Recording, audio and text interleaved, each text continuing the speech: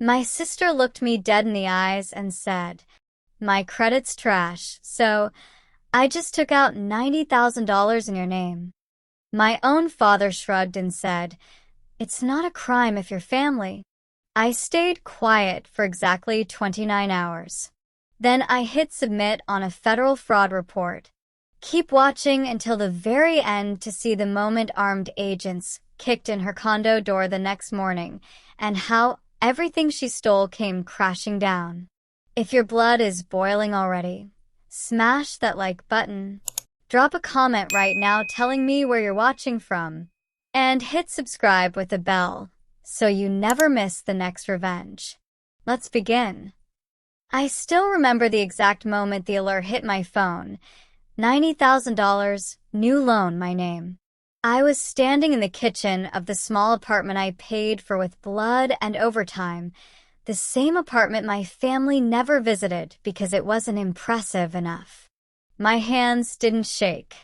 They went cold, the way they did in Kandahar when the radio went silent before everything exploded. I'd spent 8 years in the army learning to recognize threats. Turns out the biggest one was wearing my mother's smile and my sister's perfume. I opened the full credit report on my cracked laptop. There it was, my signature forged in careless loops, my income inflated, my life turned into collateral. My sister, Lauren, the golden child who could do no wrong, had decided my future was hers to spend. I stared at the screen until the letters blurred, not from tears, but from the slow, precise rage that only disciplined people know how to carry. I called her from the parking lot of the VA clinic, voice flat like I was reporting incoming fire. Lauren laughed, actual laughter, bright and careless. "My credit's trashed from the handbag phase. Relax, you're barely using yours." As if $90,000 was pocket change. I heard our parents in the background, their murmured approval like white noise. Dad took the phone. "Blood looks after blood, sweetheart. Don't make a scene."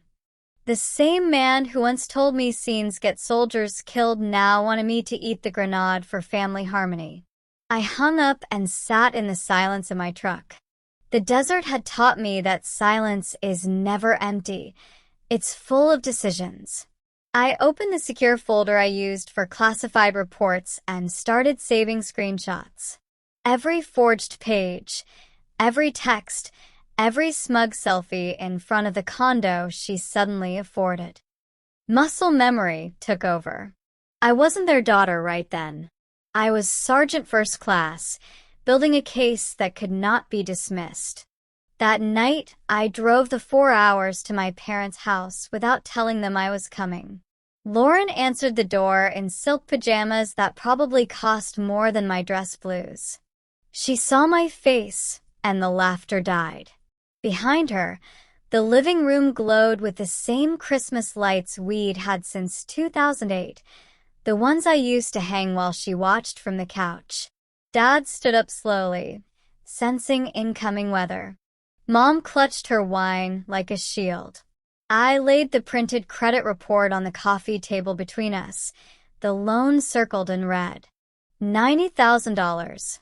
Felony level identity theft. Dad glanced at it, then at Lauren, then back at me. "We'll pay it back slowly," he said. "No need to involve outsiders." Outsiders. After 2 combat tours, I was apparently the outsider.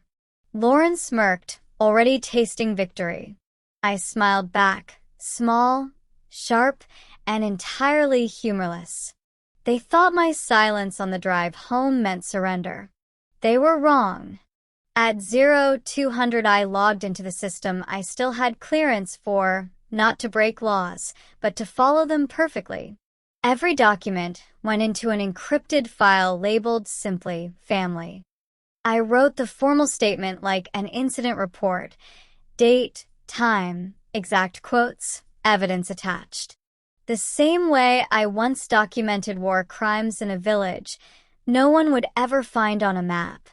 By dawn the package was complete. I stared at the submit button the way I once stared at the trigger of an M4 when hesitation costs lives. Then I pressed it. The federal fraud intake form accepted the upload with a soft chime. Case number generated.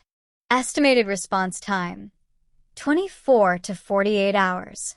I closed the laptop, made coffee, and waited for sunrise like it was extraction day. 29 hours later, my phone buzzed with an unknown Virginia area code. Ma'am, this is Special Agent Reyes, Financial Crimes. We're executing a warrant at the address you provided. I was standing in the cereal aisle of the commissary when he said it. My hand tightened around a box of Frosted Flakes until it cracked. Do you require victim notification protocol? He asked. I told him no. I just wanted confirmation when it was done. He paused. You sound calmer than most. I almost laughed. Calm is what happens when you've already mourned everything. At 7:14 the next morning, I received the text. Entry executed. Subject in custody for questioning. I sat on my couch in the same clothes I'd worn for 2 days and felt the first real breath I'd taken in years. The apartment was quiet, but for once the silence didn't feel like punishment. They released Lauren on a signature bond by noon, because first time, because family, because pretty. She showed up at my apartment unannounced, mascara tracks like war paint. How could you? She screamed through the door I refused to open. I watched her on the peephole camera the same way I once watched rooftops for movement. She pounded until building security arrived. Even then, she couldn't understand that some doors only close one way. Dad left 17 voicemails, each more desperate. Mom sent a single text. She's your sister. I saved them all as evidence, then blocked the numbers. The Army taught me that cutting contact with a compromised unit is sometimes the only way to save the mission. My mission was no longer keeping the family peace. My mission was keeping me alive. The investigator called me in for a formal interview downtown. Agent Reyes slid crime scene photos across the table. Lauren's walk-in closet turned inside out. Designer bags tagged as evidence. The forged loan docs with my name in her handwriting. Your sister claims you gave verbal permission, he said. I slid my phone across the table, played the recording of her laughing. Relax, you're barely using your credit. Reyes raised an eyebrow, impressed. That's convenient, he said, and made a note. They offered me witness protection for the financial trail alone. I declined. I wasn't hiding anymore. I looked him in the eye and said, I've faced worse with less backup. He believed me. For the first time in years, someone in authority looked at me and saw the soldier, not the dutiful daughter they could ignore. The charges stuck. Wire fraud, identity theft, forgery, each one a separate count. Lauren's bond was revoked when they found the second loan, this one in Mom's name, hidden behind a shell company. Dad aged 10 years in a week. They sold the house with the Christmas lights to pay restitution. I received a cashier's check for the full amount plus interest, delivered by a deputy who wouldn't meet my eyes. I endorsed it without emotion and mailed it straight to the Wounded Warrior Project. At the sentencing, Lauren cried pretty tears and begged for probation.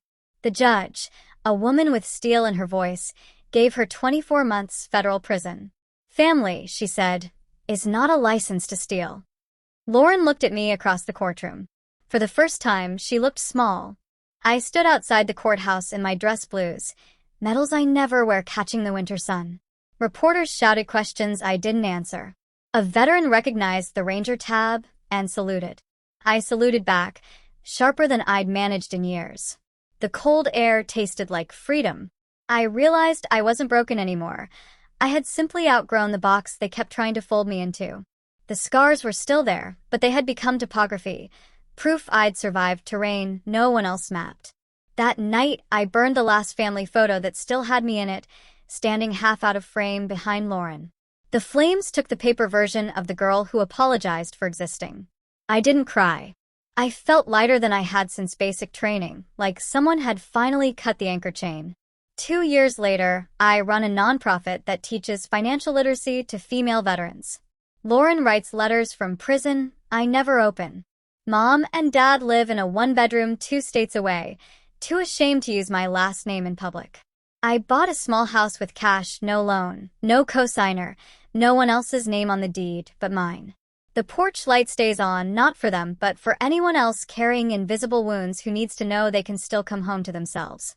Some nights I sit on that porch with a glass of bourbon and count the stars I couldn't see from inside their version of family.